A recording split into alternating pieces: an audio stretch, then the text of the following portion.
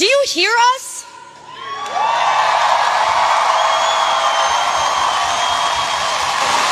Harvard, do you hear us?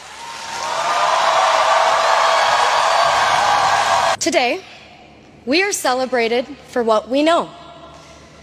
In fact, for most of our lives, we've learned to feel a sense of accomplishment in the awards, accolades, and honors that line our childhood homes. How much we know and how we leveraged it got us far. It got us here. But today, I want to convince you of something counterintuitive that I've learned from the class of 2024. The power of not knowing. I grew up in the Great Plains of Nebraska, alongside cattle ranches and cornfields. As the eldest daughter of South Asian immigrants, I was the first in my family to attend college here in the US.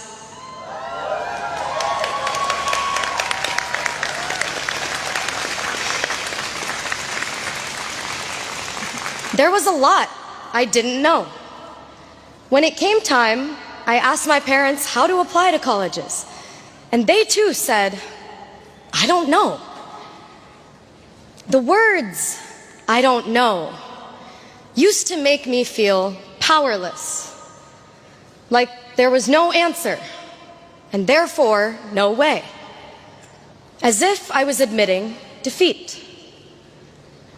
From Nebraska to Harvard, I found myself redefining this feeling of not knowing. I discovered a newfound power in how much I didn't know. I didn't know a field called the history of science even existed. And I now find myself a graduate of the department. Here, for the first time in my life, I had a professor of color, a historian of science who taught me history is just as much about the stories we don't know as the stories we do. In the history of science, we often look for what is missing. What documents are not in the archives? And whose voices are not captured in history? I've learned silence is rarely empty, often loud. I've learned this not only in the classroom, but also from the class of 2024. In reflecting on our collective moments at Harvard, I've realized it's the moments of uncertainty from which something greater than we could have ever imagined grows. And our class has experienced more than our fair share of the unknown. In our first year, during COVID, we didn't have Annenberg to meet 100 people in an hour and walk out remembering 5 names. What did we do? Hefes became the new Annenberg, and we learned to connect differently, building quality over quantity in our friendships. In our sophomore year, Roe v. Wade was overturned, and there was, and still is, in many parts of the country, an omnipresent uncertainty in accessing reproductive health care.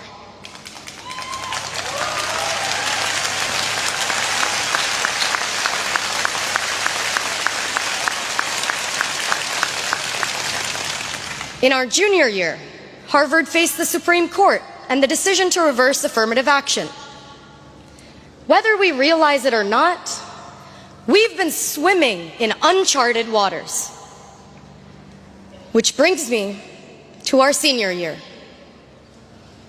A year on campus marked by enormous uncertainty. In the fall, my name and identity, alongside other Black and brown students at Harvard, was publicly targeted.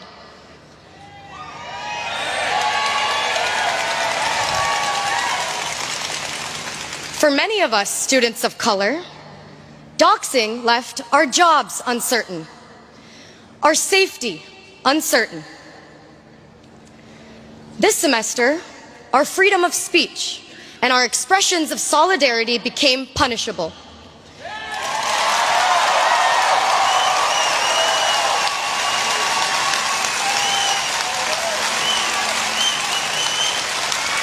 leaving our graduations uncertain.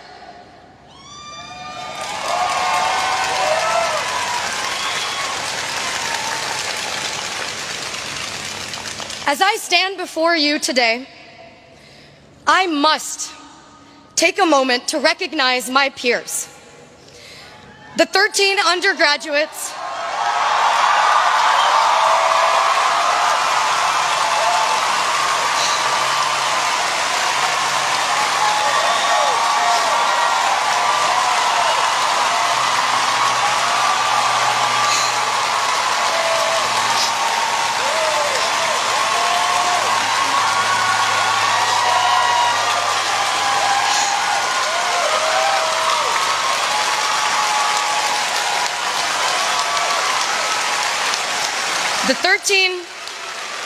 The 13 undergraduates in the class of 2024 who will not graduate today.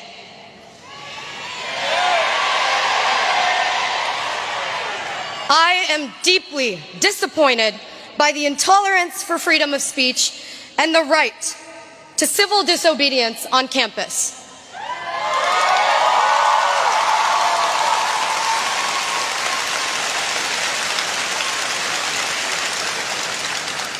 Over 1,500 students had petitioned. Nearly 500 staff and faculty had spoken up, all overwhelmingly against the unprecedented sanctions. As an American and as a Harvard graduate, for me, what is happening on campus is about liberty. This is about civil rights and upholding democratic principles.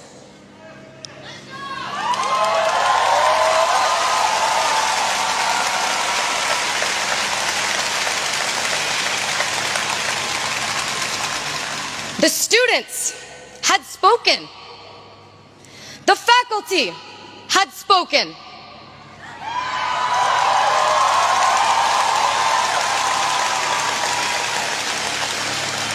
Harvard, do you hear us?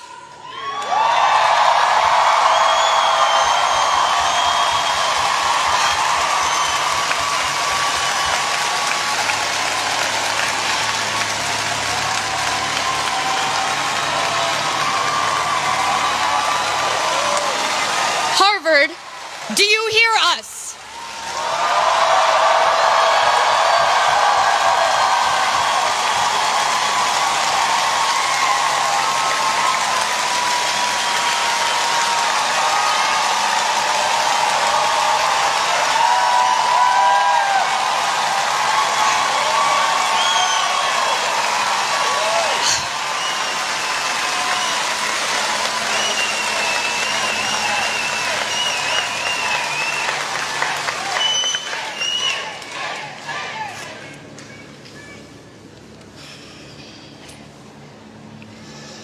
We are in a moment of intense division and disagreement in our community over the events in Gaza.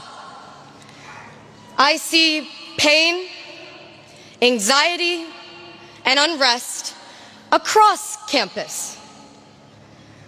But it's now, in a moment like this, that the power of not knowing becomes critical. Maybe we don't know what it's like to be ethnically targeted. Maybe we don't know what it's like to come face to face with violence and death. But we don't have to know. Solidarity is not dependent on what we know, because not knowing is an ethical stance.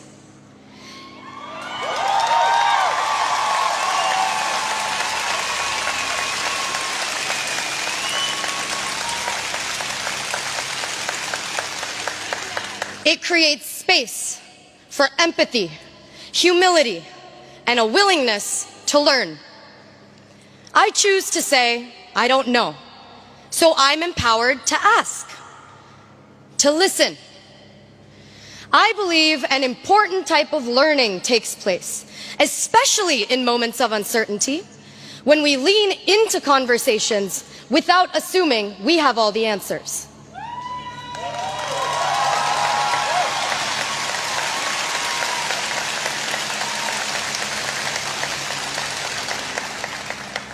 Can we see the humanity in people we don't know? Can we feel the pain of people with whom we disagree? As we graduate, what we know, our material knowledge, may not matter so much anymore. The truth is, it's what we don't know and how we navigate it that will set us apart moving forward. Uncertainty is uncomfortable, but I encourage you to dive into the deep end of discomfort. Engage with the nuances.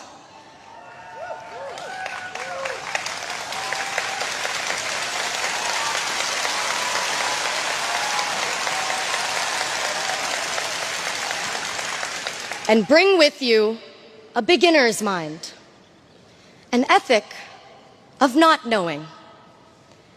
Emily Dickinson had said,